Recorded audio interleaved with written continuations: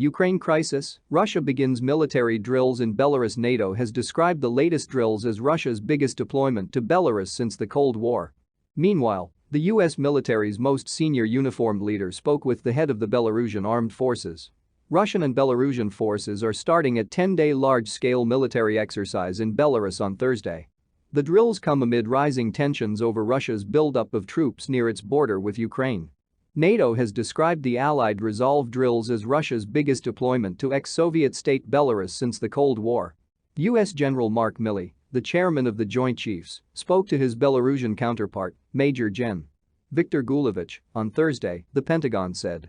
In a release, the Pentagon said, the phone call facilitated communication between both leaders to reduce chances of miscalculation and gain perspectives on current European security. The release concluded that the two sides had agreed to keep the specific details of their conversation private. What is the scale of the drills? According to Russia's defense ministry, the drills will take place at 5 military training areas over the course of 10 days, mostly in western and southwestern Belarus, near the country's borders with Poland and Ukraine. It is unknown how many troops are taking part in the drills. Moscow Carnegie Center researcher Artem Shriebman wrote that there had never been such a large number of Russian military personnel on Belarusian soil in the entire post-Soviet period. NATO Secretary General Jens Stoltenberg estimated the number of troops as being around 30,000.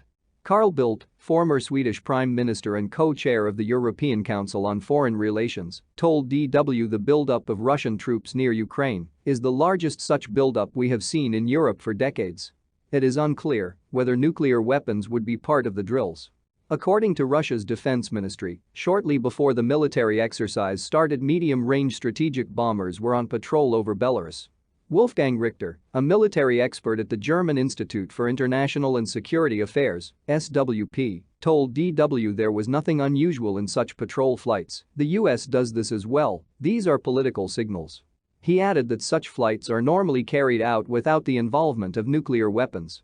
Iskander-M rockets, which NATO says were brought to Belarus, can also be equipped with nuclear weapons. Richter pointed out that in Russia these weapons have so far been equipped with conventional weapons. What are Ukrainian and NATO movements? Ukraine is starting military exercises on Thursday in response to the drills in Belarus. Defense Minister Alexei Reznikov said this week Ukrainian training would also run from February 10 to February 20. Ukraine has not reported the number of military personnel and weapons involved in its exercises. Lithuania's Prime Minister Ingrida Simonaite said her country would send US-made Stinger missiles to Ukraine in the coming days, while on a visit to Kyiv Thursday ahead of a trip to Berlin to meet the German Chancellor. On Twitter, Simonaite wrote, "I hope and sincerely wish that Ukraine never has to use them." An additional 350 British troops arrived in Poland on Thursday, British Prime Minister Boris Johnson said following a meeting with Polish Prime Minister Mateusz Morawiecki. After the meeting, Morawiecki said Russian President Vladimir Putin aims to tear NATO apart. The new deployment of 350 troops adds to the 150 troops the UK sent last December when Poland was confronting a migrant crisis provoked by Belarus on its eastern border. Britain has also ordered 1,000 additional to be put at readiness in the UK to support a humanitarian response in the region, should it be needed, the Prime Minister's office said. In the meantime, the UK is nearly doubling its NATO deployment in Estonia from 900 to 1,750. Last week, US President Joe Biden approved the deployment of additional forces in Eastern Europe. Under the plan, the US. What are the reactions to the drills in Belarus? The US described the exercises as escalatory. As we look at the preparation for these military exercises, again, we see this as certainly more an escalatory and not a de-escalatory action, said White House spokesperson Jen Psaki. Ukraine's President Volodymyr Zelensky said in a statement that the accumulation of forces at the border is psychological pressure from our neighbors. German Chancellor Olaf Scholz said Wednesday that all diplomatic channels must be pursued, but Allied forces must be prepared to act if Russia invades Ukraine. The task is that we ensure security in Europe, and I believe that will be achieved, he said after talks with his Danish counterpart Mette Frederiksen. French Foreign Minister Jean-Yves Le Drian told France Inter Radio that the maneuvers in Belarus were extremely large. "This is a very violent gesture that concerns us," Le Drian said. Moscow and Minsk deny that the drills could serve as cover for an invasion of neighboring Ukraine, and Russia has said it has no intention of establishing a permanent deployment in Belarus. Belarus's general staff announced that Russian military personnel would leave the republic after the drills, and Kremlin spokesman Dmitry Peskov that the troops will return to their bases. Russian Defense Minister Sergei Shoigu said that the drills were being held for the military security of both countries and the fight against terrorism. According to Carl Bildt, Russia is attempting to change the entire European security order. Tensions around Russia's military buildup near Ukraine have launched a flurry of diplomatic activity, with talks among different European countries continuing Thursday. Russia has issued warnings that it will close off Ukraine's coastline for upcoming missile drills next week, a Ukrainian think tank said Wednesday as several Russian warships arrived in the Black Sea. These appear to be the most large-scale closures in the past 8 years, according to Andriy Klimenko, member of Ukraine's Institute of Strategic Black Sea Studies. He said Russia issued February 13, February 19 air and naval navigation warnings in the Black Sea and the adjacent Sea of Azov for missile and gunnery firing exercises. If Russia doesn't conduct a military escalation in Ukraine, it appears they will conduct a significant naval exercise south of Ukraine while conducting a large exercise in Belarus to the north of Ukraine, said military expert Trobly. Russia and Belarus launched joint military drills Thursday that had raised concerns in Western countries with fears that Moscow is plotting a major escalation in the conflict in Ukraine. Russia's defense ministry said in a statement that the exercises scheduled to continue until February 20 in Belarus had begun and would center around suppressing and repelling external aggression. Russia issued the navigation warnings as 6 of its large landing ships entered the Black Sea from the Mediterranean this week for naval drills. The warships have a total capacity of up to 63 main battle tanks and 2,000 troops, according to the Paris-based naval news website, which added that a Russian submarine is also expected to cross into the Black Sea on Friday. This is controversial because the Montreux Convention limits the reasons submarines can transit the Bosphorus, naval news reported.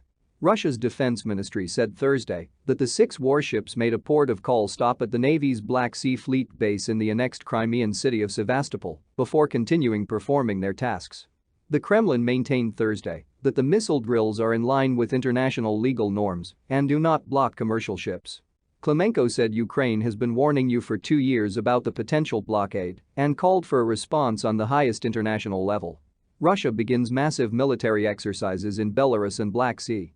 Russia and Belarus launched their largest joint military exercises ever on Thursday, a day after 6 Russian warships arrived in Crimea for naval drills that Ukraine says will paralyze commercial shipping in the Black Sea.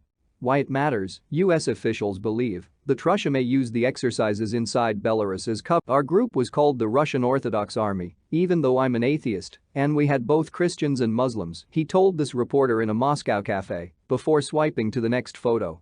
This guy on the left, he was a local guy. He was a Muslim, and he was my friend. He died. Fedor, or Fedya for short, does not want to be known by his real name. In 2014, after watching the Ukraine conflict from afar, he says he was wary of propaganda and decided to travel to the Donbas to see for himself.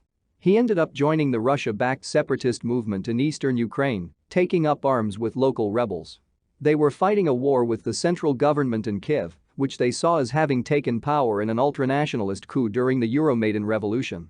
Once, 8 of us were out on patrol through a field when we came under mortar fire, he recalled. I don't know how we survived. There was debris flying all around me, I hurt my shoulder, and I still had to carry another guy who injured his legs. I'm not a believer at all, but it was a real miracle all of us got out of there alive. Fedor saw how the war brought out the worst in people and the grim realities of the rebels' own brand of justice. He claimed he once came across a 12-year-old girl who had been raped. The man that did this, let's just say he's not around anymore, he said ominously. I would have him brought to trial, personally, but I understand the people that put him up against a wall. When he took the girl to hospital, he saw how locals in Donetsk perceived the conflict. The staff took him aside and asked whether Russian President Vladimir Putin would wish them a Happy New Year in his annual, televised address to the nation. Unlike Crimea, separatist Donetsk People's Republic (DPR) and Luhansk People's Republic (LPR) were never absorbed into the Russian Federation. Neither were they recognized by any member states of the United Nations, including Russia. You can see that they really wanted to be part of Russia, but that never happened, even though most of them have Russian passports now, he said, referring to Russia's policy that has seen many in the rebel-controlled areas handed citizenship in recent years. I can't speak for all of them, of course, but if you tell someone from Donetsk they are Ukrainian, They'll take that as an insult. I kind of feel bad for them, like we let them down.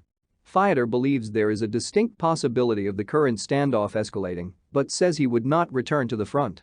Sooner or later, I think, this conflict will turn hot. The guys at the front lines are under strict orders not to shoot, but you understand it only takes one shot from the other side, and some hot-headed lads will return fire. If a war does break out, I hope at least we will get to Kharkov, he said, using the Russian name for Ukraine's second-largest city.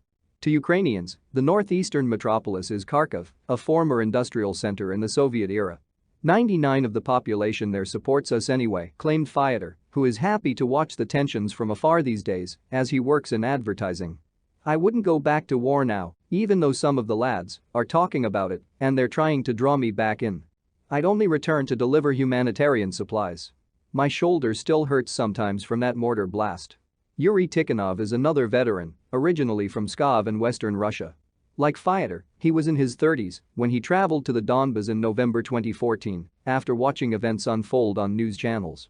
Having spent his compulsory military service doing tech support, his only experience with firearms had been, to that point, firing 3 shots out of a rifle. He was understandably anxious.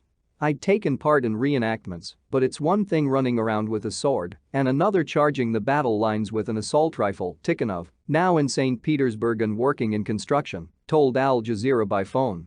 I didn't have any romantic notions of war, my parents were veterans and knew what it was really like. But I had my mind set, and I knew, if I didn't go, I'd never respect myself.